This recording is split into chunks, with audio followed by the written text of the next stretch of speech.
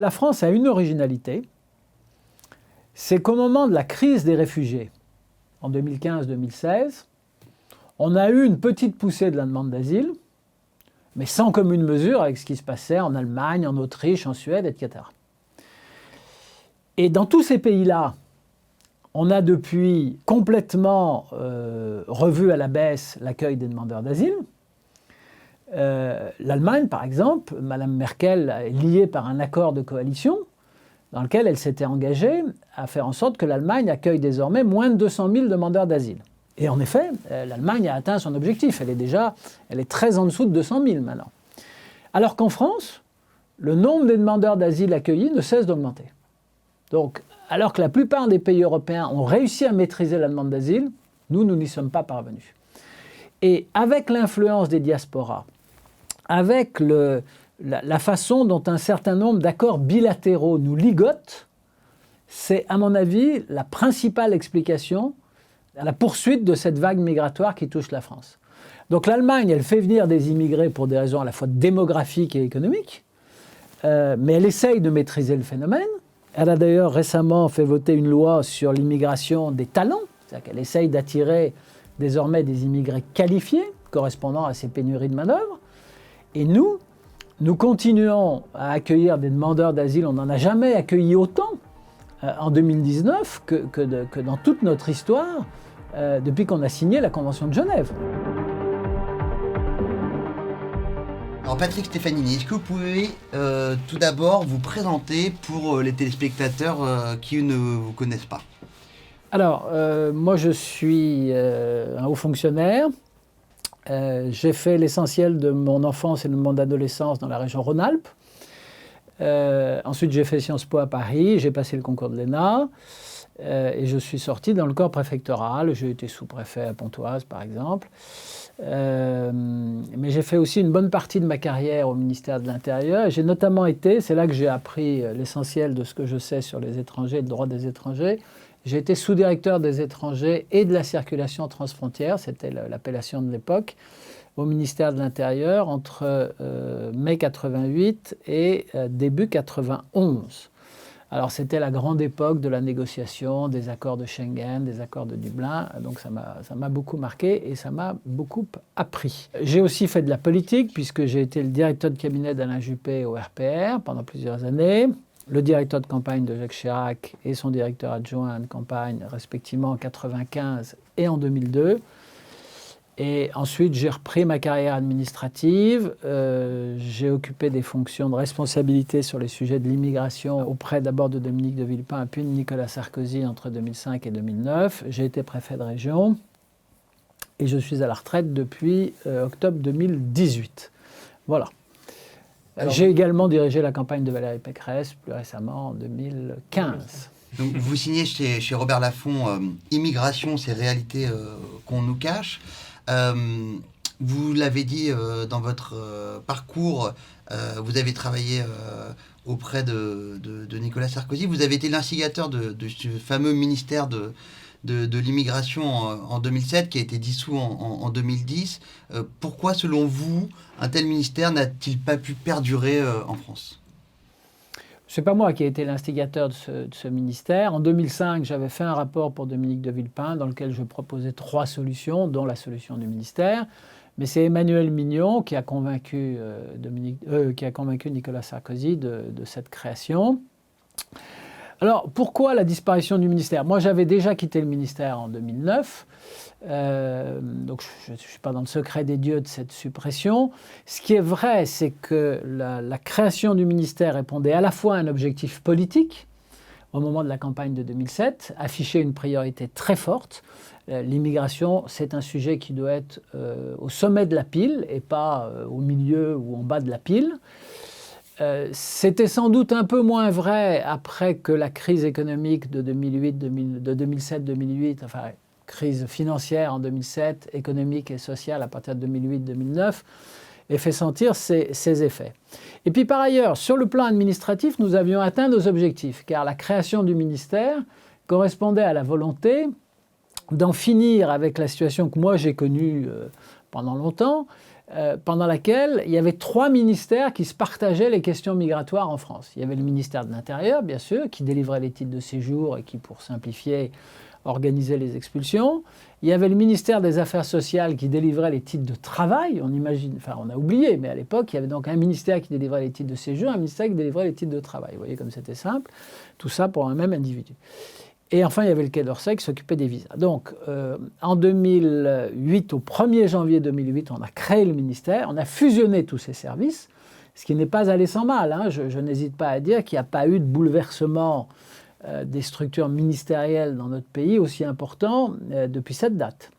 On a vraiment chamboulé le paysage institutionnel, on a rassemblé sous une même autorité, en l'espèce celle de Brice Hortefeux, tous ces services, depuis les visas, c'est-à-dire tout ce qui a trait à l'entrée des étrangers sur le territoire français, jusqu'à la naturalisation, qui était à l'époque confiée au ministère des Affaires sociales. Et ça, aucun des gouvernements qui s'est succédé depuis 2010 ne l'a jamais remis en cause. Donc ça, c'est une réalité qui est maintenant ancrée. Le pilotage de la politique de l'immigration, il est au ministère de l'Intérieur. Est-ce que vous diriez, eu égard quand même à la fin de ce ministère, et si on remonte dans le temps,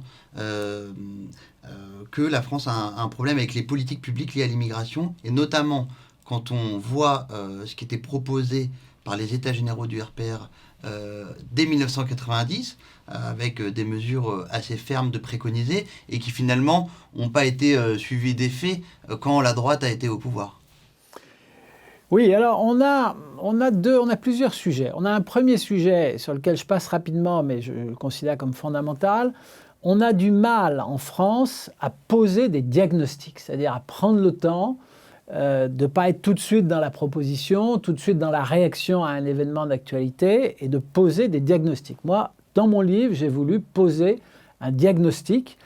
D'ailleurs, il s'appelle « Ces réalités qu'on nous cache », mais il aurait pu s'appeler tableau de l'immigration en France et en Europe depuis le début du siècle. Ça aurait été au moins aussi exact. Donc, première difficulté, on ne prend pas toujours le temps de faire un diagnostic complet. Alors après ça, il y a des problèmes juridiques et des problèmes politiques. Il y a des problèmes juridiques, il faut faire avec la jurisprudence du Conseil constitutionnel, ou alors il faut modifier la Constitution, mais on s'est refusé à le faire.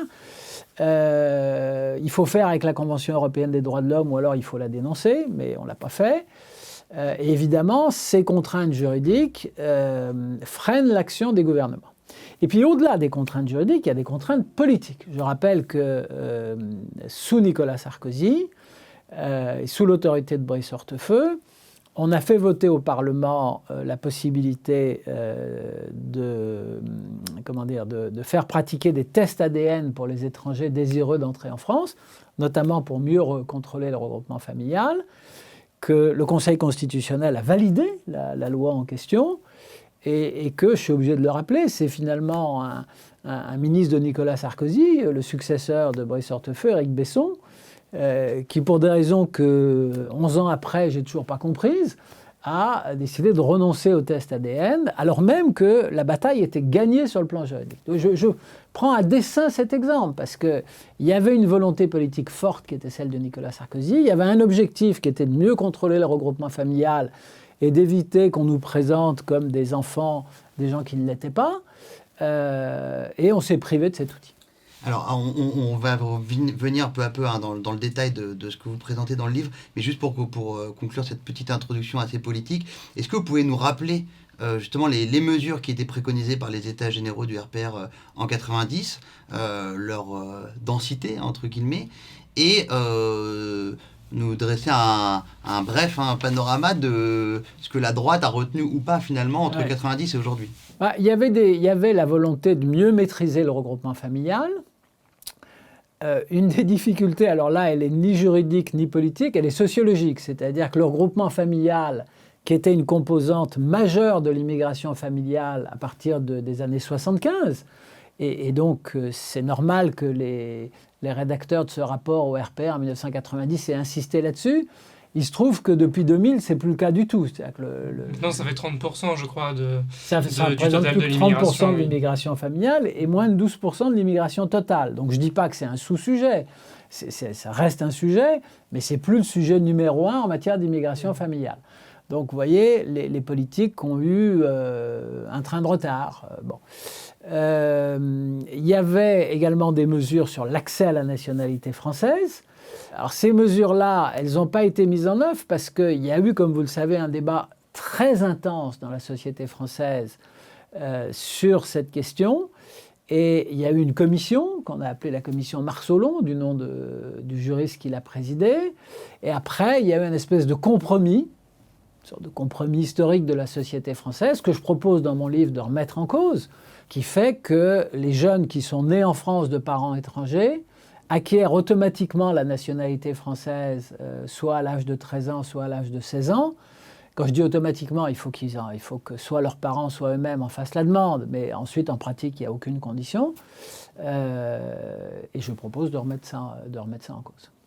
Et alors, est-ce que dans l'autocensure un peu... Et puis, il y a des hommes qui ont évolué. Quand vous prenez le parcours d'un Jacques Toubon, qui était un des porteurs de ces propositions au RPR, et moi, je suis aujourd'hui profondément en désaccord avec Jacques Toubon sur son approche de l'immigration. Qui est devenu défenseur des droits. Oui, qui est devenu défenseur des droits et qui a adopté des positions qui font que je suis en désaccord, par exemple, sur les mineurs isolés, enfin sur la plupart des sujets d'ailleurs. Aujourd'hui, il se situe plutôt à gauche de l'échiquier politique qu'à l'endroit où il était en 1986, quand je l'ai connu, et qu'il était secrétaire général du RPR. Alors c'est assez courageux quand même de faire un livre sur l'immigration, parce que c'est un peu un sujet tabou depuis 30-40 ans dans le débat public, notamment du fait de sa préemption par le Front National. Oui. Alors, la diabolisation et le rôle du Front National dans cette diabolisation, est-ce qu'il faut l'attribuer aux politiquement corrects qui se heurtent des propositions ou des propos tenus par les représentants du Front National depuis 30 ans, ou du fait du Front National lui-même qui a abordé le sujet, selon vous, avec trop d'outrance ou pas assez de précision, qui est le responsable de ce tabou, finalement, autour du sujet de l'immigration? Les deux. Il y a eu incontestablement une diabolisation des positions arrêtées par le Front National parce que c'était Jean-Marie Le Pen qui les portait et que le personnage sentait le soufre. Ça, incontestablement, ça a joué. Mais ce qui a joué aussi, c'est que le Front National a formulé des propositions, et c'est encore le cas aujourd'hui, avec lesquelles moi je suis en désaccord, et je l'exprime dans mon livre. Alors, dans mon livre, je ne me situe pas par rapport aux partis politiques, c'est plus mon sujet. Mais par exemple, le Front National, sur les accords de Schengen, tient une position qui a le mérite de la cohérence. C'est-à-dire qui dit qu'il faut sortir de Schengen, et en rétablissant les contrôles aux frontières intérieures. Moi, je ne le pense pas. La position du Front National est plus cohérente que celle de la majorité de la classe politique d'aujourd'hui, qui va de plateau en plateau en répétant qu'il faut réviser Schengen, qu'il faut refonder Schengen, qu'il faut un Schengen 2. Mais tout ça, c'est des mots valises. C'est-à-dire que si vous qui êtes journaliste, vous interviewez un peu plus, si vous poussez l'analyse avec ces hommes politiques qui proposent de réviser Schengen, de refonder Schengen, de réformer Schengen, vous apercevez qu'en fait, il n'y a pas grand-chose. Alors moi, ma position, vous l'avez vu, est très différente. Je dis qu'au contraire, il nous faut plus de Schengen, c'est qu'il faut aller jusqu'au bout de la logique de cette Europe qu'on a commencé à construire. Donc je suis ni sur la ligne du Front National, même si je reconnais qu'elle est cohérente, ni sur la ligne de ce que j'appelle les mots valises qui débouchent sur rien. On va rentrer plus profondément dans le livre. Donc déjà, vous faites un constat au départ, c'est que la France n'a pas toujours été une terre d'immigration. Donc ça a commencé petit à petit, mais plutôt après la fin de la Seconde Guerre mondiale. Est-ce que vous pensez qu'Emmanuel Macron nous ment quand il nous a dit l'année dernière au journal qu'il y a toujours eu 10 à 14% de la population française qui a été issue de l'immigration? Sa formule est très ambiguë. Qu'est-ce que ça veut dire, population issue de l'immigration? On sait par exemple qu'au moment où on se parle, en France, il y a à peu près 10% d'immigrés. On le sait. Hein.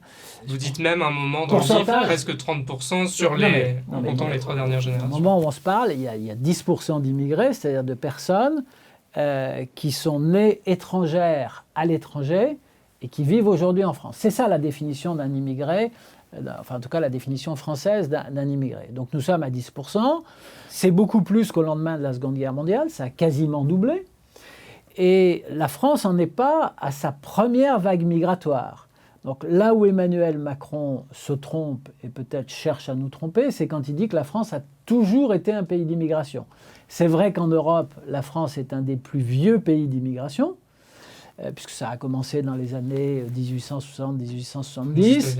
Puis il y a eu une vague d'immigration importante au lendemain de la Première Guerre mondiale, pour des raisons directement liées à notre démographie. C'est la venue en France des Polonais, des Italiens, enfin, etc. Puis il y a eu une deuxième vague d'immigration au XXe siècle, après la Deuxième Guerre mondiale. Et là, on a une troisième vague d'immigration qui a comme caractéristique de n'être liée, c'est très important pour moi, c'est même le problème essentiel, c'est qu'elle n'a rien à voir avec notre démographie. On a une démographie qui n'est pas éblouissante, mais qui est quand même la meilleure d'Europe, et qui assure pas tout à fait le renouvellement des générations, mais en tout cas notre population active ne diminue pas. Donc voilà, d'un point de vue démographique, on n'a pas besoin d'immigration. Et d'un point de vue économique, on n'en a certainement pas besoin. Lorsque M. Attali nous dit qu'il y a des tas d'emplois en France qui sont mal payés ou dont les conditions de travail sont difficiles et qui ne sont pourvus que par des immigrés, il se trompe. L'immigration économique en France, c'est assez marginal.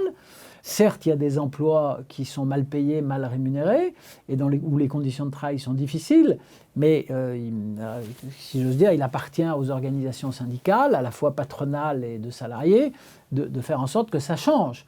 Donc dans l'absolu, on n'a pas besoin d'immigration aujourd'hui en France, ni pour des raisons démographiques, ni pour des raisons économiques. Et pourtant, on a une immigration extrêmement forte.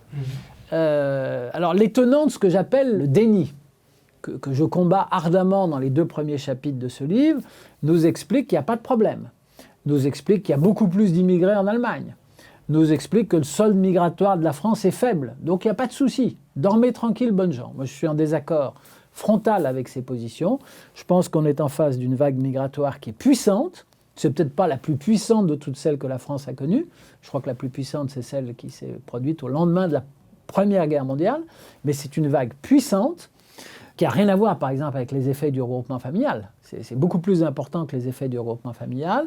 Et encore une fois, c'est sans lien ni avec notre démographie, ni avec notre économie. Et du coup, ça pose des problèmes d'intégration redoutables.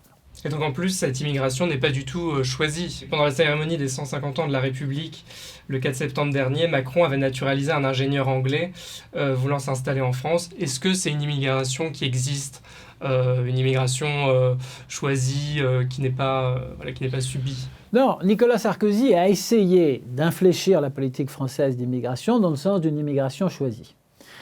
Il a commencé à marquer des points en termes d'immigration économique. Il avait créé notamment une carte de séjour compétences et talents destinée à attirer les talents. Il a été pris à revers par la crise économique de 2008-2009. Bon, ce qu'il a fait en matière d'immigration de travail subsiste, mais on ne peut pas dire que l'immigration de travail se soit beaucoup développée en France. Là où Nicolas Sarkozy a marqué des points, c'est sur l'immigration des étudiants, qui, elle, s'est développée à l'époque de Brice Hortefeux et qui continue aujourd'hui à se développer. Et on peut considérer, avec prudence, moi je dis dans mon livre que l'immigration des étudiants, ça peut être un atout pour la France, à condition que ces étudiants repartent dans leur pays d'origine, qu'ils deviennent les cadres de leur pays d'origine et que du coup ils aient des liens privilégiés avec la France. Ça peut être intéressant pour notre commerce extérieur, pour nos exportations, pour l'influence culturelle de la France, etc.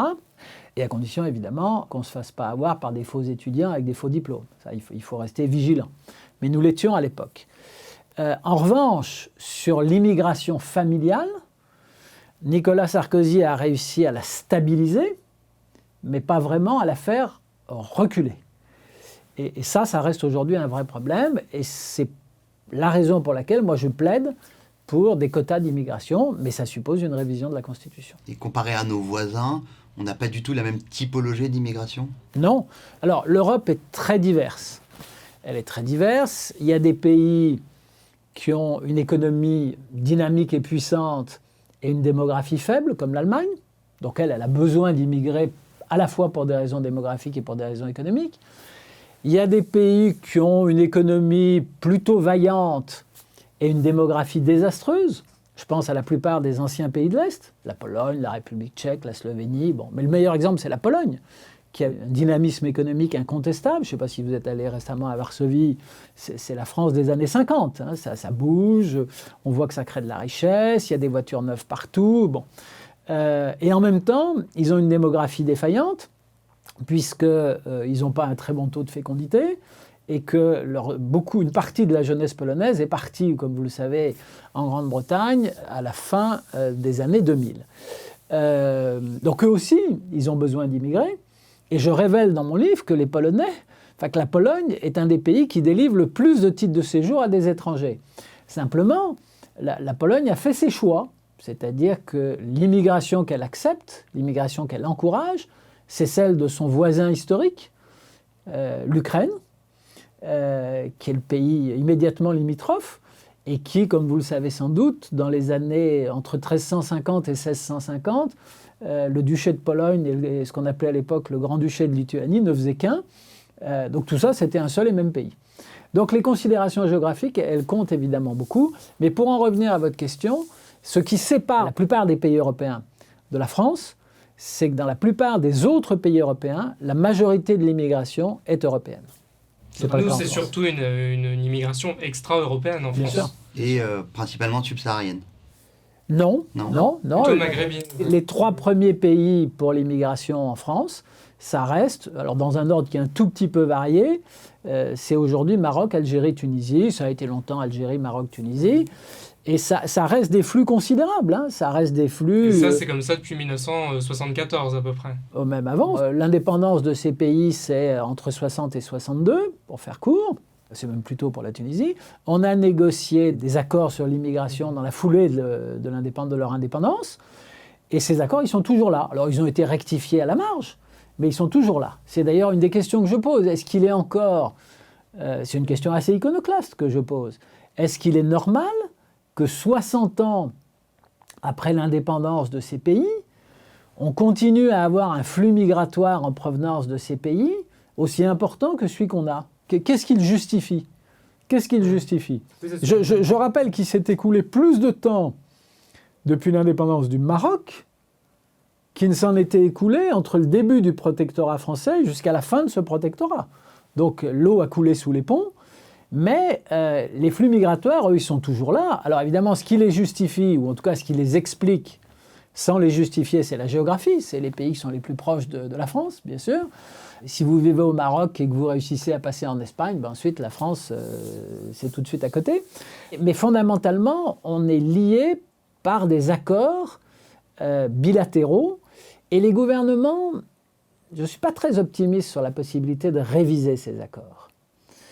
C'est pour ça que mon livre se veut aussi un livre de réalisme. Je pointe un certain nombre de problèmes, mais je dis que les solutions, j'en esquisse quelques-unes, ne seront pas faciles à mettre en œuvre. Je pense que nous avons fait, pour en rester sur le Maghreb, une erreur en négociant des accords à durée indéterminée, indéfinie. On a négocié notre accord avec le Maroc. Si on ne le dénonce pas, ou si les Marocains ne le dénoncent pas, il sera toujours là dans 100 ans. Mais pourquoi serait-il impossible de le dénoncer pour nous? Je ne dis pas du tout que c'est impossible. Je demande à voir quel va être le courage politique des gouvernants compte tenu de la présence en France d'une diaspora importante. C'est l'autre phénomène sur lequel je braque le projecteur, c'est qu'il ne faut jamais sous-estimer en matière d'immigration le rôle des diasporas. Je vais raconter une anecdote. Un jour, j'ouvre une négociation avec le Mali, avec les autorités du Mali à Paris. Ça, je ne l'ai pas dit dans le livre. J'ouvre une négociation qui se déroulait à la Maison des Polytechniciens. Et c'était le premier round qui avait lieu en France. Ensuite, il devait y avoir un deuxième round de négociation au Mali. Ce n'était pas ma première négociation. J'en étais au 8e ou 9e. On avait déjà signé 8 ou 9 accords sous l'autorité de Brice Hortefeux. J'arrive dans la salle. Bon, je salue la délégation malienne classique, le secrétaire général du ministère des Affaires étrangères du Mali, des experts représentant leur ministère du Travail, leur ministère de la Famille. Enfin, bon. Et puis derrière les négociateurs maliens, une dizaine de personnes. Alors j'ai demandé, mais c'est qui ces personnes? C'était les représentants des Maliens vivant en France. C'est la première fois que ça m'arrivait. Je ne pouvais pas les mettre dehors. Certes, on était en France, mais bon, chacun est maître de la façon dont il compose sa délégation. Donc vous voyez ce que ça voulait dire. Ça voulait dire qu'une autorité étrangère, négociant avec nous pour conclure un accord sur l'immigration, avait fait le choix d'associer à sa délégation les représentants de la communauté malienne en France. Et concrètement... C'est inouï quand on y réfléchit. Bien sûr. Concrètement, quels seraient les risques, j'allais dire sociaux, sur la diaspora? Non, je ne crois pas à des risques sociaux, je crois à des risques politiques. Vous avez une partie de la diaspora marocaine, tunisienne, algérienne, qui est devenue française, qui vote aux élections. Et on sait par exemple que lors de l'élection de François Hollande en 2012, le vote de la communauté d'origine immigrée s'est porté massivement sur François Hollande. Ça, c'est un phénomène politique. 86%. Je ne porte pas de jugement de valeur, je fais le constat que... voilà. Sur les migrants... Pourquoi la France, contrairement enfin non, comme l'Allemagne, reste encore un pays qui accueille des migrants? Voilà, pourquoi la France reste après la crise de 2015. le premier pays d'accueil? Ouais. Alors, ça c'est une très bonne question, comme les autres, parce que la France a une originalité, c'est qu'au moment de la crise des réfugiés, en 2015-2016, on a eu une petite poussée de la demande d'asile, mais sans commune mesure avec ce qui se passait en Allemagne, en Autriche, en Suède, etc.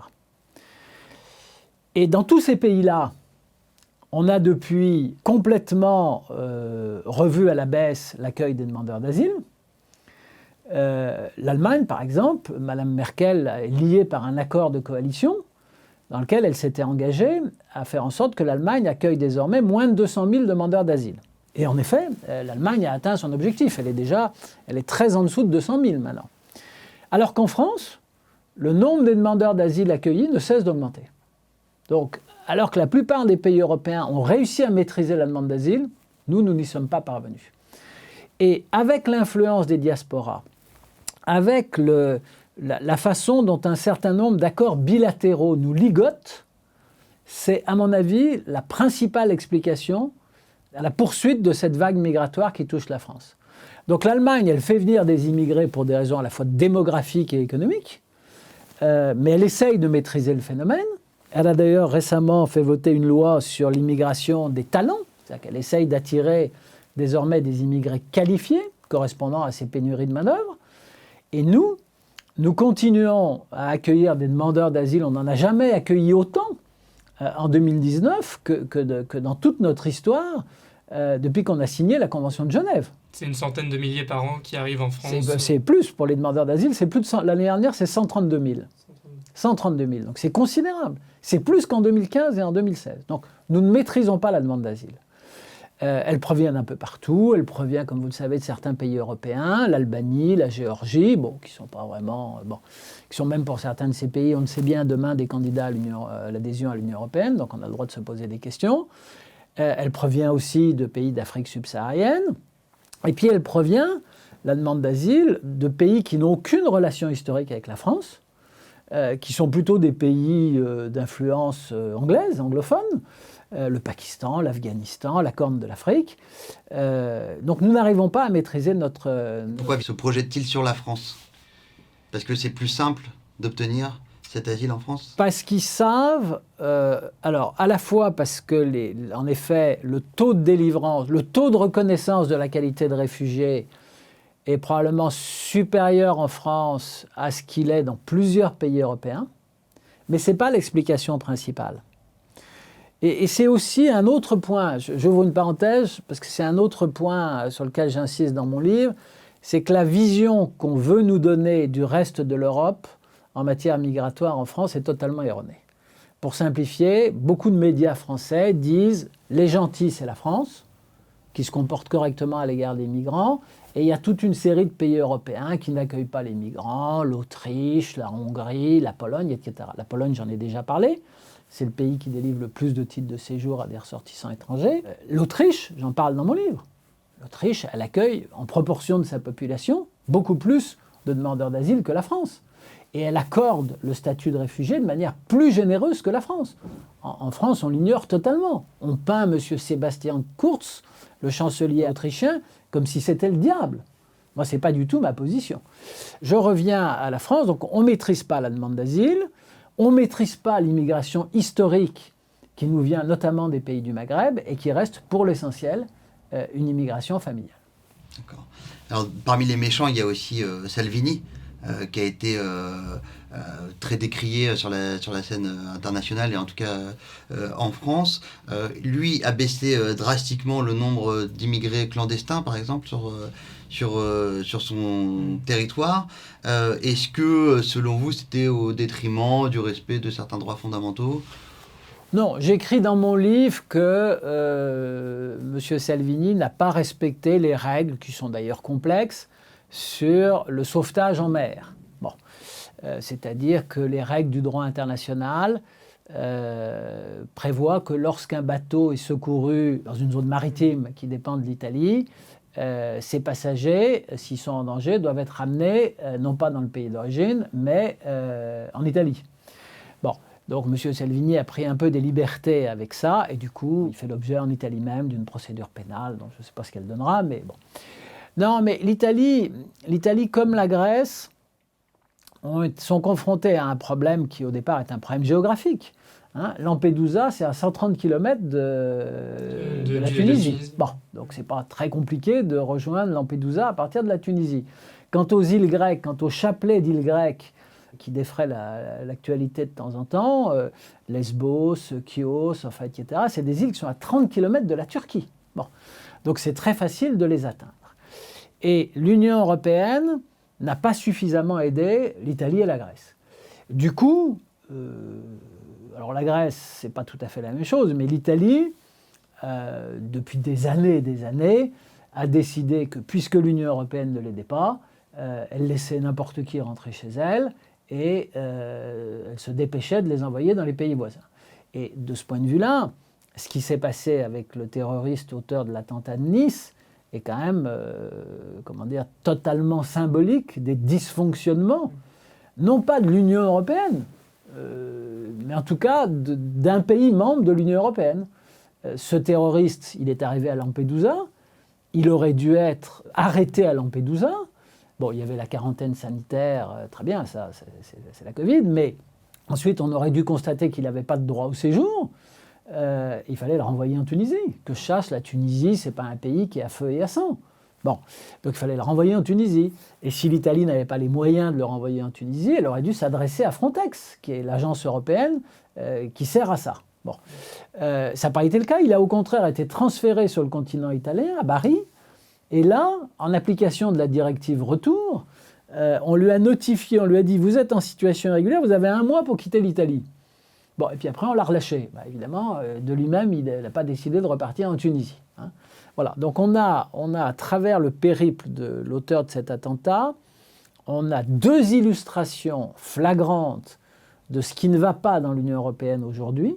Nous ne contrôlons pas suffisamment nos frontières extérieures, premièrement. Et deuxièmement, la directive retour est un boulet au pied des États membres qui veulent raccompagner chez eux les clandestins, puisque au lieu de permettre aux États membres d'interpeller les clandestins, de les mettre sous main de justice et de les renvoyer dans leur pays d'origine, on oblige les États membres à leur laisser 1 mois pour quitter volontairement le territoire national. Donc on est au royaume des bisounours. Ça ne peut pas marcher. Et quand le président Macron, au lendemain de son élection, entreprend un périple européen pour faire réviser la directive sur les travailleurs détachés. Bon, je ne me prononce pas sur l'opportunité de sa démarche, mais il entreprend cette démarche. Et il l'entreprend avec un certain succès. La directive travailleurs détachés est toujours là, mais elle a été modifiée, amodiée, et il y a aujourd'hui un meilleur contrôle qui s'exerce sur le phénomène du travail détaché. Mais la priorité numéro 1 du président de la République devrait être de renégocier la directive retour, qui, encore une fois, est une directive qui empêche les pays d'éloigner leurs clandestins. Quant au contrôle aux frontières extérieures, moi j'écris dans mon livre qu'il y a environ 600 millions de personnes, 600 millions, qui rentrent chaque année sur le territoire de l'Union européenne. Bien. Il y en a entre 15 et 20% qui ne font pas l'objet de ce qu'on appelle dans le jargon des spécialistes du contrôle migratoire un passage fichier. C'est-à-dire que leurs noms ne sont pas confrontés aux noms qui figurent dans le fichier du système d'information Schengen, qui est un fichier qui regroupe tous les noms qui ont été fournis par les États membres comme étant des noms de personnes indésirables en Europe. Et vous vous rendez compte du trou dans la raquette que ça représente ? Ça veut dire qu'il y a 1/5 des personnes étrangères qui rentrent dans l'Union européenne et qui font l'objet quasiment d'aucun contrôle. Et si vous êtes surpris, allez à Roissy. Allez à Roissy. Regardez autour de vous comment ça se passe. Et vous verrez que cette absence de contrôle, c'est pas le monopole de l'Italie. Alors naturellement, le périple du terroriste de Nice est de ce point de vue-là caricatural. Mais tous les pays de l'Union européenne devraient balayer devant leurs portes en matière de contrôle de la frontière extérieure. Et si nous ne contrôlons pas notre frontière extérieure, l'Europe n'existera pas en tant que puissance. Les grandes puissances du monde d'aujourd'hui, les États-Unis, la Russie, la Chine, c'est des pays qui contrôlent leurs frontières extérieures. L'Union européenne ne le fait pas assez. Et je rajouterai un dernier élément sur le contrôle de la frontière extérieure. Naturellement, ce n'est pas un contrôle de police ou de douane qui est susceptible d'arrêter le virus. Non, bien sûr. Il n'en reste pas moins, je pose la question dans mon livre, nous ne saurons jamais ce qui se serait passé dans l'Union européenne si tous ensemble, les pays de l'Union européenne avaient décidé le 15 janvier de fermer leurs frontières extérieures. En tout cas, de les fermer aux Chinois, déjà, pour commencer. On ne saura pas.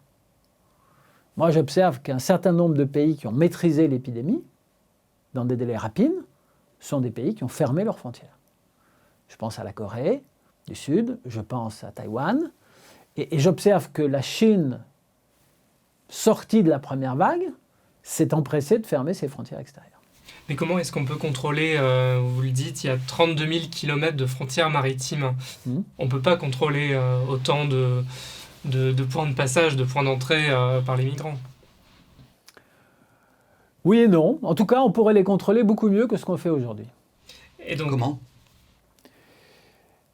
Si vous voulez, le propre des frontières maritimes, c'est quand même qu'il y a des ports et que les gens qui arrivent en bateau, en général, ils se dirigent vers des ports. Bon. Et alors, il n'y a rien de plus facile à contrôler qu'un port. Et alors, je prends dans mon livre l'exemple de ce qu'on fait à Roissy. À Roissy, quand un étranger arrive à Roissy, ou quand un Français rentre de voyage à l'étranger, il arrive d'abord dans une zone qu'on appelle la zone internationale. Donc vous êtes en France, physiquement vous êtes en France, mais juridiquement vous n'êtes pas en France. C'est une fiction juridique, mais elle fonctionne. Vous êtes dans ce qu'on appelle la zone internationale. Et l'étranger qui ne remplit pas les conditions pour franchir la frontière, qui n'a pas de papier, qui n'a pas le bon visa, mais qui nous dit « je demande l'asile », eh bien, à Roissy, il reste en zone internationale. Et ce concept de ce qu'on appelle l'asile à la frontière, que moi j'ai connu et pratiqué à la fin des années 80, il a été étendu par Nicolas Sarkozy à la fin des années 2000 à la frontière maritime et à la frontière terrestre. Donc n'importe quel étranger qui arrive à une frontière extérieure de la France, s'il demande l'asile, on applique la procédure d'asile à la frontière. Ce n'est pas l'OFPRA et la CNDA qui s'emparent de son dossier, c'est le ministre de l'Intérieur. Est-ce que vous pouvez décliner pour l'OFPRA, qui chapeaute l'OFPRA ? Alors, ce n'est pas l'OFPRA, l'Office français pour la protection des réfugiés et apatrides, qui est un organisme qui est chapeauté par plusieurs ministères, notamment par le Quai d'Orsay et par le ministère de l'Intérieur, qui est en première ligne. Ce n'est pas la Cour nationale du droit d'asile, qui est une juridiction indépendante, qui se prononce, qui peut annuler les décisions de l'OFPRA, qui sont compétents. C'est le ministre de l'Intérieur. Alors, pour pouvoir rejeter une demande, le ministre de l'Intérieur doit obtenir un avis conforme de l'OFPRA. Mais c'est lui qui prend la décision. Et ensuite, si l'étranger conteste, ce n'est pas la CNDA qui est saisie, c'est le juge administratif, donc c'est le tribunal administratif compétent pour Roissy, par exemple. Donc ça doit être le tribunal administratif de Montreuil. Et tout ça va très vite, en 8 ou 10 jours, c'est réglé. Alors que la procédure de droit commun qui se déroule sur le territoire national, elle dure au moins 1 an. Donc, en matière d'asile, je le dis dans mon livre, il faut mettre fin à la politique du fait accompli. Le fait accompli des demandeurs d'asile qui se débrouillent pour arriver sur le territoire, qui ensuite demandent l'asile, qui choisissent la préfecture dans laquelle ils vont déposer leur demande d'asile, qui à partir de là choisissent l'endroit où ils vont habiter. Cette politique du fait accompli, on n'en sortira pas si on ne la remet pas en cause. Le choix de la préfecture, j'imagine, il se fait souvent en concertation avec certaines associations qui connaissent bien les procédures et les préfectures plus avantageuses que les autres. Et puis en accord et en concertation avec les diasporas. On retrouve le rôle des diasporas. Dans le traité de fonctionnement pour l'Union européenne, il est dit qu'il doit y avoir une politique commune en matière d'immigration sur l'ensemble des territoires des États membres. Est-ce que c'est vraiment le cas ? Sachant que, par exemple, on a vu que la Suède, récemment, favorisait des retours. Favorisait les aides de retour. Le Danemark aussi, qui fait beaucoup de... Alors, le seul domaine où l'Union européenne est légitime pour conduire une politique commune, c'est la politique des visas, et notamment des visas de court séjour, et le contrôle des frontières extérieures. Là-dessus, à partir du moment où à l'intérieur de l'Union européenne on fait fonctionner la libre circulation, ce qui est le résultat de l'acte unique européen signé en 86 et qui s'applique depuis 92, à partir du moment où on fait fonctionner cette libre circulation à l'intérieur de l'Union européenne, il faut impérativement contrôler sérieusement nos frontières extérieures. On ne le fait pas suffisamment, on vient de le dire, c'est la responsabilité en première ligne de chacun des États membres, mais l'Union européenne peut intervenir à la demande de tel ou tel État membre si tel ou tel État membre a besoin d'aide de la part de l'Union et d'aide de la part des autres pays de l'Union européenne. Donc là-dessus, je continue à penser que l'intervention de l'Union européenne est légitime et qu'il faut continuer à renforcer Frontex. Il faut aller plus loin dans la mise en commun des fichiers informatisés. Il faut aller plus loin dans la mise en commun des données biométriques. Alors, l'Union européenne est engagée dans cette démarche. Simplement, elle l'a fait avec retard. On a réalisé la libre circulation à partir de 1992. On a signé des accords, l'accord de Schengen et l'accord de Dublin, pour accompagner cette libre circulation, mais ils ont mis du temps à s'appliquer. Par exemple, pour construire un fichier commun à l'ensemble des pays de l'Union européenne, ça ne s'est pas fait sur un claquement de doigts. Bon, on continue d'ailleurs encore aujourd'hui à définir un certain nombre de fichiers qui vont entrer en service dans les 2 ou 3 ans qui viennent. Donc l'Union européenne a démarré avec retard et ça explique les difficultés qui sont les siennes. Et il faut aller surtout jusqu'au bout de ce processus. Il faut pousser à fond là-dessus, il faut augmenter les moyens de Frontex, il faut permettre aux gens qui gèrent ces fichiers informatisés d'avoir plus de moyens financiers.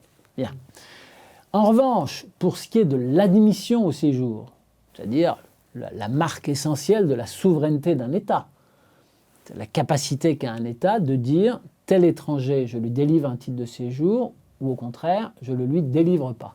Ça doit rester, et ça reste aujourd'hui, une compétence nationale. Et il ne peut pas en être autrement, parce que nos situations économiques, démographiques et sociologiques sont tellement différentes que l'idée que ce soit Bruxelles qui dirait à qui on délivre un titre de séjour et à qui on ne le délivre pas est une idée qui est absolument irréaliste et totalement insupportable pour les États membres. Je cite dans mon livre une réflexion qui m'a beaucoup marqué du ministre de l'Intérieur allemand de l'époque. C'était en 2008. Le ministre de l'Intérieur était Wolfgang Schäuble, qui est encore aujourd'hui une personnalité politique active en Allemagne, puisqu'il est président du Bundestag. Et Schäuble m'avait dit, j'avais eu avec lui une brève conversation téléphonique quand on lançait la discussion sur le pacte européen sur l'immigration et sur l'asile que Nicolas Sarkozy a fait adopter fin 2008. Et Schäuble m'avait dit, Monsieur Stefanini, la négociation se passera bien si vous respectez le principe selon lequel les décisions en matière d'immigration, elles se prennent en fonction de la situation de nos marchés du travail respectifs. Bon, voilà quelle était la vision de Schäuble, voilà quelle est la vision de toujours de l'Allemagne, et je pense que c'est la bonne vision. Alors, vous avez parlé tout à l'heure de Sebastian Kurz en Autriche. Dans ceux qui sont régulièrement vilipendés aussi en France, il y a Viktor Orban en Hongrie. qu'est-ce qu'il faut penser de sa politique migratoire, de la consultation populaire à laquelle il s'est livré auprès de son pays? Est-ce que finalement il ne fait qu'appliquer ce que vous dites sur la capacité in fine tout de même des pays à reprendre un peu de souveraineté, même au sein de l'Union européenne sur ces questions-là, ou est-ce qu'il va, entre guillemets, plus loin, voire trop loin?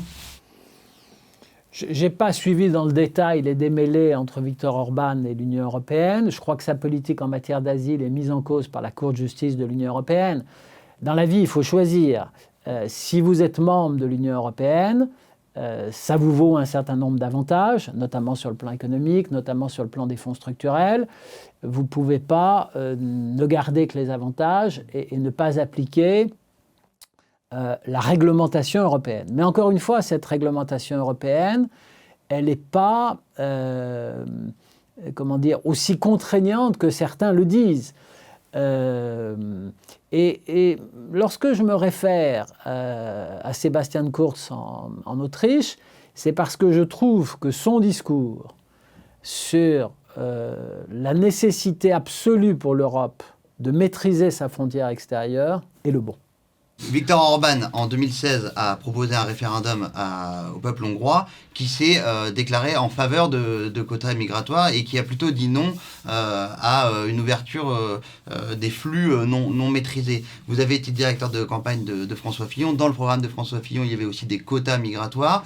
Les adversaires des quotas opposent souvent la question de la constitutionnalité, par exemple, de ces mêmes quotas.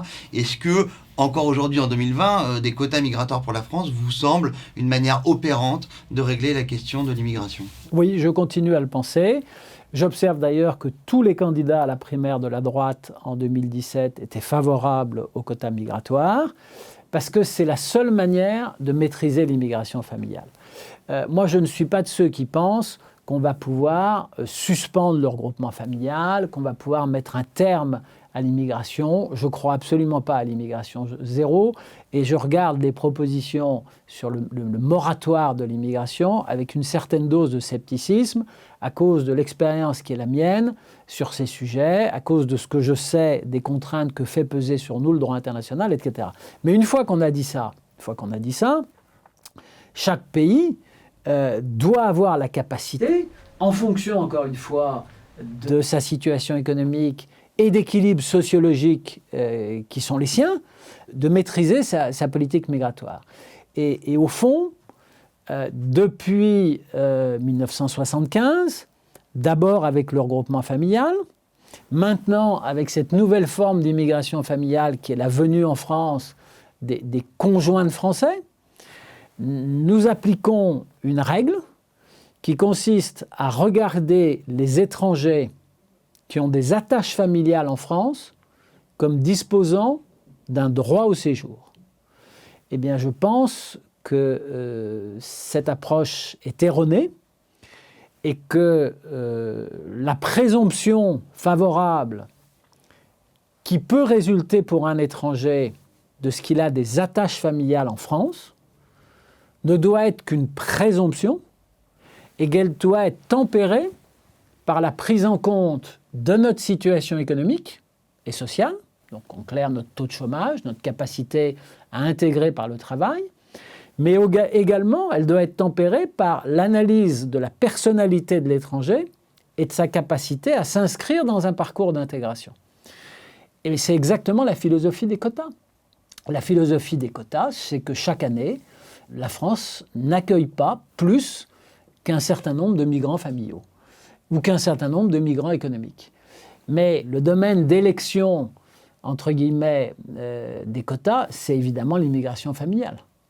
Alors c'est vrai qu'il faut réviser la Constitution, c'est vrai que ça nous vaudra peut-être des démêlés avec la Cour européenne des droits de l'homme, mais dans mon livre, j'explique que la Cour européenne des droits de l'homme, je cite d'ailleurs à plusieurs reprises un arrêt de la Cour européenne des droits de l'homme qui légitime les contrôles à la frontière extérieure. Donc la Cour européenne des droits de l'homme, elle ne voit pas le monde en noir et en blanc. Il y a pas mal de nuances dans sa jurisprudence. Maintenant, on va parler de la Grande-Bretagne qui a décidé de quitter l'Union européenne. Que vont devenir les migrants de Grande-Synthe, de Calais? Que vont devenir les accords du Touquet comment va faire la France avec la Grande-Bretagne pour surveiller la Manche après ce Brexit? Si vous voulez, nous sommes, tout le long du littoral de la Manche, nous sommes les gardes frontières de la Grande-Bretagne, enfin du Royaume-Uni. C'est très sympathique pour le Royaume-Uni. Nous faisons le job à sa place. Et lui nous paye, pour simplifier. Il nous paye périodiquement des équipements. Alors de mon temps, c'était des scanners pour analyser le contenu des camions qui voulaient embarquer sur les bateaux à Calais. Aujourd'hui, d'après ce que je dis dans la presse, c'est des drones qui vont survoler la Manche pour essayer de repérer les petites embarcations qui, depuis 1 ou 2 ans, essayent de traverser la Manche, puisqu'on sait qu'à Calais, à Grande-Synthe ou à Dunkerque, c'est devenu très difficile d'embarquer. Donc tout ça est sympathique, mais je ne suis pas certain que si la Grande-Bretagne ne modifie pas en profondeur sa politique migratoire, ça pourra durer. Parce que les gens qui cherchent à passer en Grande-Bretagne, c'est des gens qui n'ont pas envie de rester en France. Moi, je suis allé dans l'exercice de mes fonctions, quand j'étais secrétaire général du ministère, je suis allé 2 fois à Calais. Donc j'ai dialogué avec des migrants qui étaient dans la jungle ou qui venaient déjeuner. Il y avait des associations qui organisaient des déjeuners pour les migrants présents à Calais.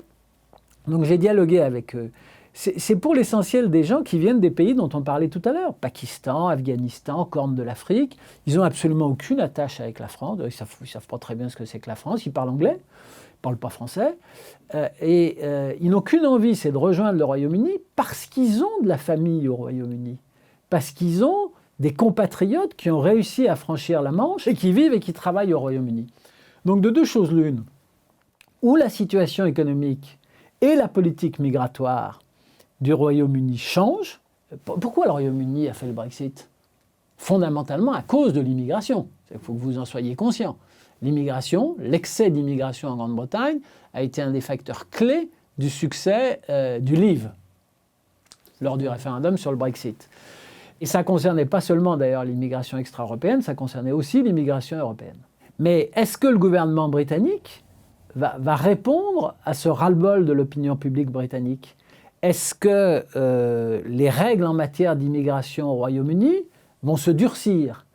Est-ce que le Royaume-Uni, qui n'est pas dans une situation économique flamboyante, va poser des règles précises pour dire que des immigrés qui n'ont pas une qualification particulière ne sont pas les bienvenus au Royaume-Uni?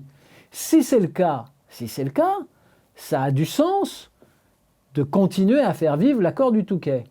Si le Royaume-Uni persiste dans l'attitude laxiste qui est la sienne en matière d'immigration, à ce moment-là, il faudra se demander si vraiment on doit continuer à jouer le rôle de garde-barrière pour un pays qui n'appartient plus à l'Union européenne. Et est-ce que Frontex pourrait justement renvoyer ces Afghans Oui, bien sûr, bien sûr. Parce qu'on sait que la Commission européenne est plutôt parfois réticente dans le fait de laisser l'agence Frontex renvoyer... Non, ça fonctionne à peu près correctement. Frontex organise des vols de retour. Alors, ce n'était pas dans le mandat initial de Frontex, mais c'est dans son mandat aujourd'hui.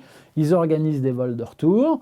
Je crois d'ailleurs, sans trahir de secret, que les responsables de Frontex viennent en France la vendredi pour rencontrer les autorités françaises, le ministre de l'Intérieur, enfin, etc. Frontex fait un très bon boulot. Simplement, comme je vous l'ai dit tout à l'heure, Frontex s'est actionné à la demande des États membres. Si la France a du mal à renvoyer des Afghans ou des Pakistanais dans leur pays d'origine, parce qu'on n'a pas de lien particulier avec ces pays-là, etc., elle peut s'adresser à Frontex. Si elle choisit de ne pas le faire, il ne se passera rien. Et Frontex est aujourd'hui suffisamment dimensionné en termes de moyens? Non, il faut renforcer Frontex. Je dis dans mon livre que je suis un peu inquiet des arbitrages qui, à l'époque, moi mon livre, j'ai achevé de le rédiger cet été, qui étaient en cours sur les crédits dont va disposer Frontex. Et nous savons qu'au mois de juillet, à l'occasion du dernier Conseil européen, les chefs d'État et de gouvernement, pour financer le plan de relance, ont sabré dans les propositions de crédit budgétaire qui leur étaient faites par la Commission. Et pour faire court, là où la Commission prévoyait sur une période de 6 ans, 2021-2027, 32 milliards d'euros pour la gestion des migrations, pour Frontex, etc., pour le contrôle des frontières, ça a été réduit à 24 ou 24 milliards d'euros. Et le Parlement européen s'est rebellé il y a 15 jours, 3 semaines, et a rajouté 1 milliard d'euros. Enfin, on voit bien donc qu'il y a encore eu des coupes qui me font dire, avec l'expérience qui est la mienne, que la lutte contre l'immigration clandestine, on a du mal, dans les États membres et donc dans l'Union européenne, à en faire aujourd'hui la priorité numéro 1 qu'elle devrait être. Alors, grâce à des rapports, notamment de la Cour des comptes, on connaît à peu près le coût de l'immigration en France, sauf si vous le contredisez, qui s'élèverait à peu près à 6,6 milliards d'euros pour 2019. Est-ce qu'on sait combien rapporte l'immigration ? Alors, on sait que la plupart des immigrés qui arrivent en France sont jeunes. Ils sont jeunes, ils viennent, pour certains d'entre eux, pour travailler. Et donc, quand ils travaillent, ils cotisent. Et d'une certaine manière, ils participent à l'équilibre de nos comptes sociaux et à l'équilibre de nos retraites. Et comme ils sont jeunes, il y a une excellente étude d'un organisme gouvernemental, d'ailleurs, qui s'appelle France Stratégie, qui a été rendue il y a un peu plus d'1 an, sur lequel je me suis appuyé pour écrire mon livre. Comme ils sont jeunes, ils consomment moins de soins de santé qu'ils n'en consommeront quand ils vieilliront. Le problème, c'est que les immigrés, ils sont comme vous et moi, ils vieillissent.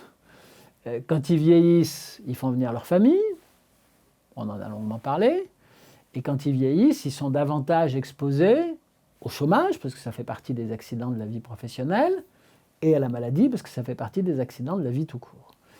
Donc le bilan économique de la migration, quand je lis, j'ai lu et cité dans mon livre toute une série d'études, il est équilibré, je veux dire. Il ne faut pas attendre de l'immigration des miracles sur le plan économique, et il ne faut pas considérer non plus que, en termes budgétaires, ce soit un gouffre pour la France. Par contre, ce qui caractérise la France, qui la différencie des autres pays européens, c'est qu'on est beaucoup plus généreux en matière sociale. Donc, les immigrés qui arrivent en France ont droit à des prestations sociales. Alors, je parle pas des prestations contributives.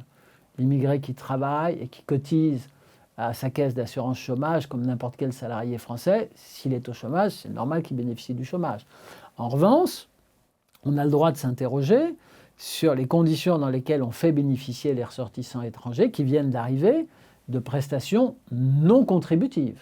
On pourrait imaginer que des prestations non contributives soient des prestations qui soient réservées aux ressortissants étrangers ayant 3 ans ou 5 ans d'ancienneté en France.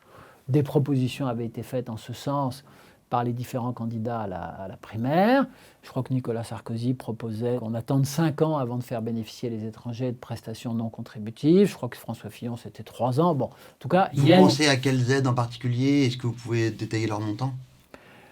Je pense à toute une série d'aides sociales et je pense à tout ce qui se passe en matière d'allocation familiale aussi. Donc, vous pensez à l'aide médicale d'État aussi ou pas ? L'aide médicale d'État, moi je propose de la remettre en cause. Et là aussi, il y avait au moment de la primaire de la droite un vrai consensus sur l'idée qu'il faut qu'il y ait un panier de soins, que naturellement dans ce panier de soins, il y a les maladies contagieuses. Donc ne me faites pas dire ce que je ne dis pas. Il va de soi que le panier de soins doit couvrir des maladies comme la Covid. Mais une fois qu'on a dit ça, la France, comme pour les 35 heures, comme pour les congés payés, la France se distingue en Europe par le fait que nous sommes le seul pays européen, et là, je le dis dans mon livre, il n'y a pas de convention internationale qui nous oblige à le faire, ce n'est pas la Cour européenne des droits de l'homme qui nous a dit qu'il faut instituer l'AME et faire bénéficier tous les étrangers en situation irrégulière de la gratuité des soins. Vous ne trouverez rien de tout ça. C'est une initiative de Lionel Jospin prise à la fin des années 90 qui fait que la France s'est dotée de ce dispositif. Alors, question un peu, idéologique, mais quelle est selon vous la part de clientélisme électoral sous-jacente dans les choix de politique publique liés à l'immigration en France ? On en a un peu parlé tout à l'heure à propos du rôle des diasporas et du fait que le vote d'une partie de la communauté immigrée semble assez orienté politiquement. Moi, je ne me prononce pas sur les arrière-pensées électorales qui peuvent exister d'un côté ou de l'autre de l'échiquier.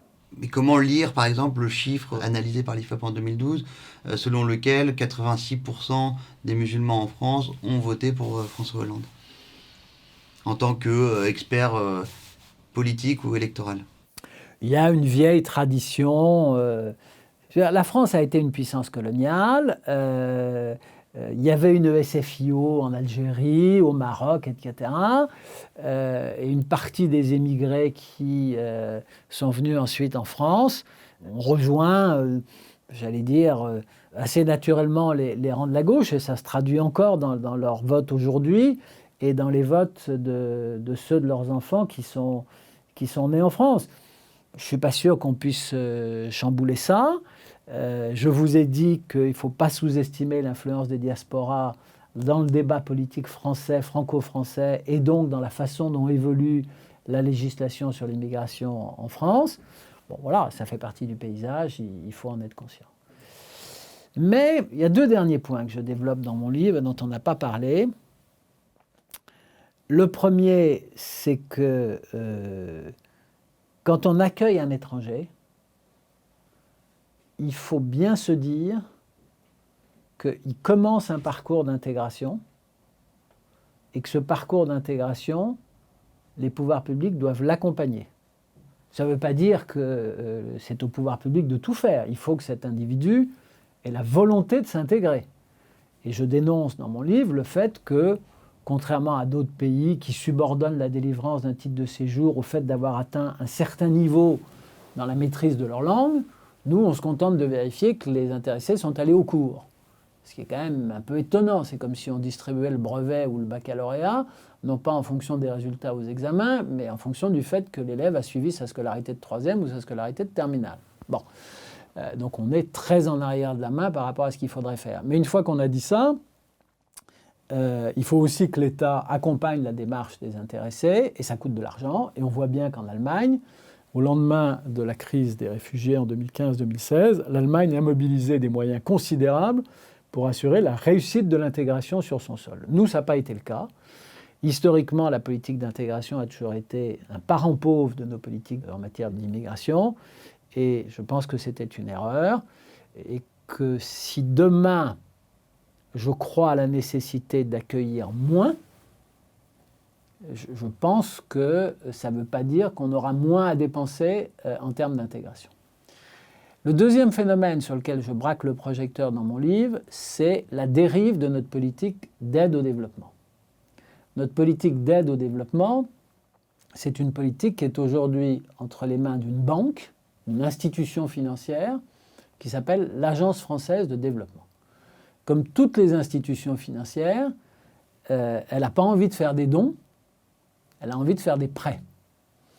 Et donc, la part de notre aide publique au développement qui va aux pays les plus pauvres a diminué entre 2010 et 2017. Ce n'est pas le produit de décisions gouvernementales, c'est le produit de la volonté de l'AFD d'orienter son effort, non pas vers les pays les plus pauvres, mais vers des pays comme la Turquie, l'Inde, la Chine. Je cite des chiffres dans mon livre. Prenons l'exemple de la Turquie, dont on ne peut pas dire qu'elle mène une politique actuellement très favorable aux intérêts de la France en Méditerranée. On a en tête ce qui se passe en Libye, on a en tête le chantage migratoire que la Turquie a exercé à plusieurs reprises à la frontière avec la Grèce, on a en tête ce qui s'est passé en Arménie, on a en tête ce qui se passe au Liban. On ne peut pas dire que la Turquie soit un partenaire de la France. Eh bien, je pose la question, je serais curieux de voir comment va évoluer notre politique d'aide au développement, parce qu'au cours des 10 dernières années, la Turquie a bénéficié de sommes considérables au titre de l'aide au développement de la France. Je considère pour ma part que c'est anormal et que ces sommes auraient été mieux utilisées du point de vue de l'intérêt national et du point de vue de nos politiques migratoires si elles avaient été consacrées à aider les pays les plus pauvres, qui sont situés en Afrique subsaharienne et dont certains, comme le Mali, sont à l'origine de flux migratoires importants à destination de la France.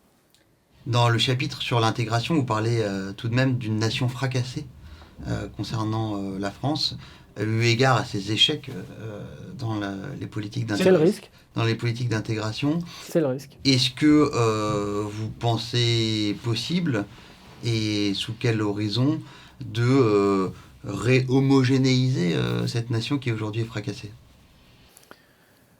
Il y a un effort considérable à faire en matière d'intégration. Il y a un sujet très difficile qui est la répartition sur le territoire géographique, la répartition sur le territoire de la communauté immigrée, qui est totalement concentrée sur certaines régions. Je rappelle qu'en Île-de-France, l'Île-de-France, c'est 18% de la population nationale. C'est 44% de la population étrangère ou immigrée. Vous trouvez ça normal? Bon.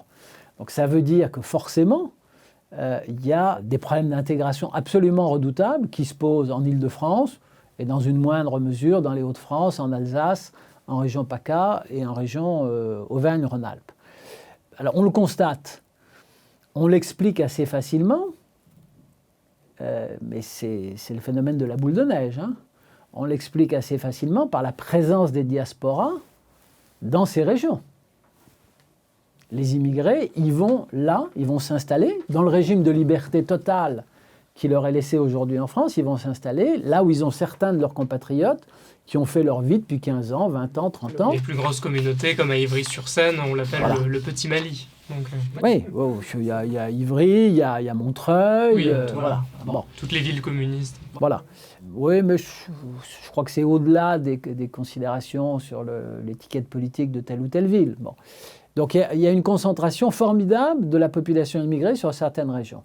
Dans mon livre, je réfléchis, mais ce n'est pas simple, à des propositions qui peuvent en partie s'inspirer des expériences étrangères pour mieux répartir la population étrangère sur l'ensemble du territoire. L'Allemagne, par exemple, l'Allemagne qui a dû faire face à partir de 2015-2016 à un afflux considérable de demandeurs d'asile, elle ne laisse pas aux demandeurs d'asile le choix du land dans lequel ils vont habiter, ni même de la commune dans laquelle ils vont habiter à l'intérieur du land. Est-ce qu'on est prêt à faire ça? Est-ce qu'on peut avoir un débat sur cette question, qui est une question essentielle, qui est la répartition géographique des immigrés? Alors attention, je ne suis pas en train de dire que le problème se réduit à une question de répartition géographique. En amont, il faut diminuer les flux. Ça, c'est le premier sujet, et pour ça, il faut mieux contrôler notre frontière extérieure.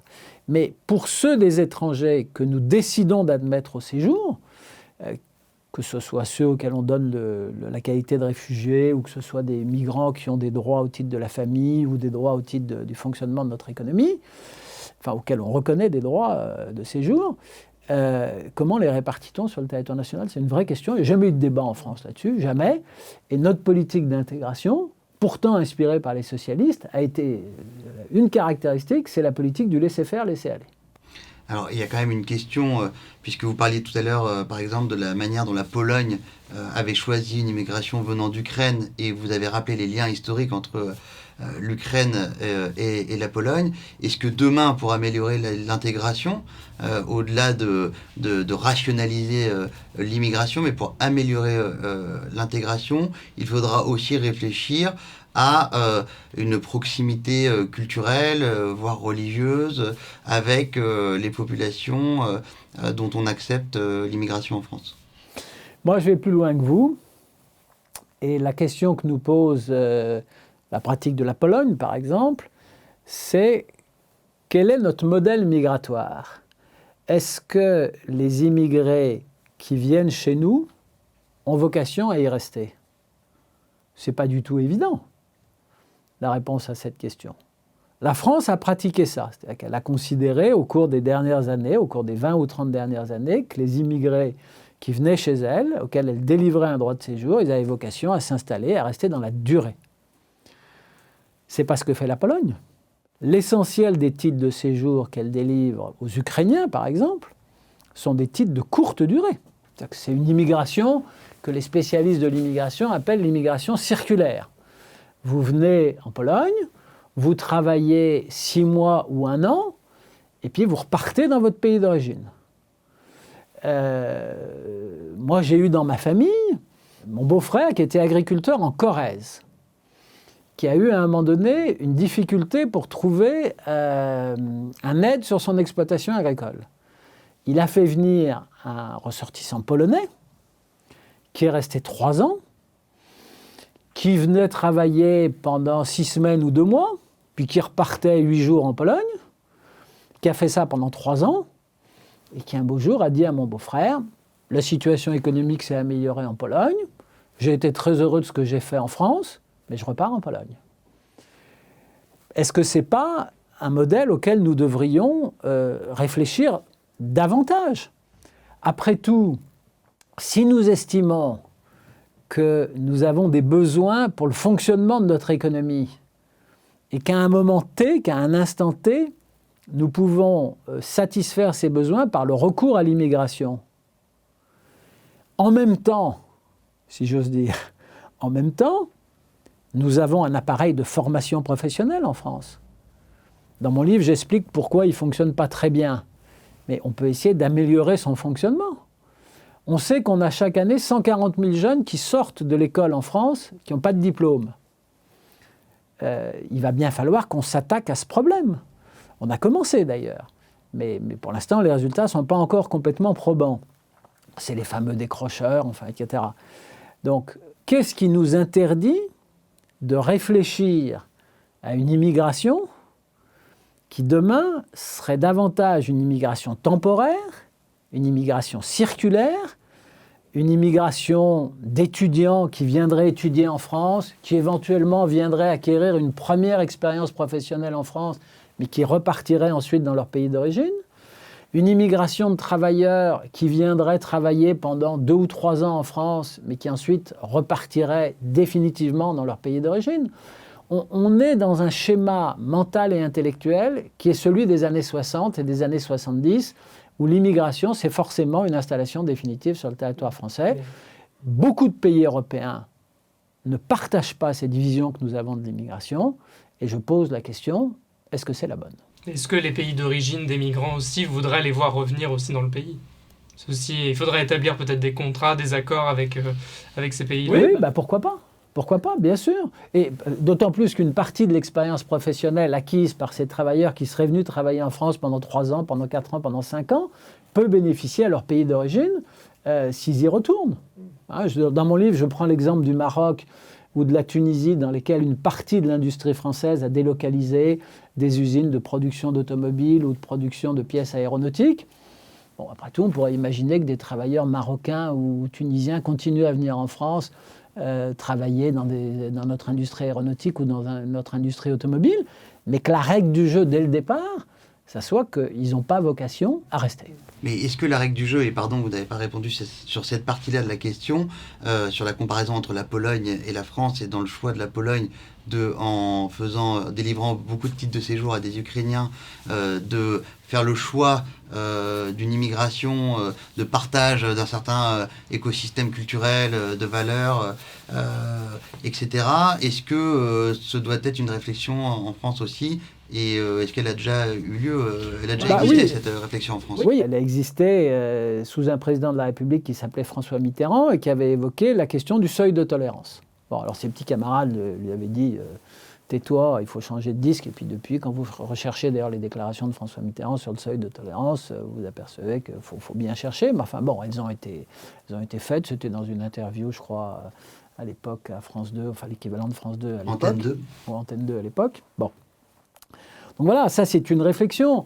Il y a beaucoup d'auteurs anglo-saxons qui considèrent que cette notion de seuil de tolérance est importante et que quand l'immigration dépasse un certain seuil dans les sociétés d'accueil, elle met en danger la cohérence et la stabilité des sociétés d'accueil. Dans mon livre, je conclus mon livre en disant « Attention ». Depuis 20 ans, nous avons des difficultés à intégrer les nouveaux immigrés qui arrivent en France. La 3e génération d'immigrés s'intègre beaucoup moins bien que la première et la 2e. Nous sommes toujours en face, depuis le début des années 80, et ça a même commencé au milieu des années 70, nous sommes confrontés à un chômage de masse. Je ne sais pas quelles vont être les conséquences économiques de la crise sanitaire, mais je ne crois pas que l'économie française, dans les 4 ou 5 ans qui viennent, se portera mieux qu'elle ne s'est portée au cours des 4 ou 5 dernières années. Donc il y a pour nous une vraie interpellation sur ce que doit être une politique migratoire dans un contexte de croissance faible. Merci beaucoup. Merci beaucoup, M. Stéphane.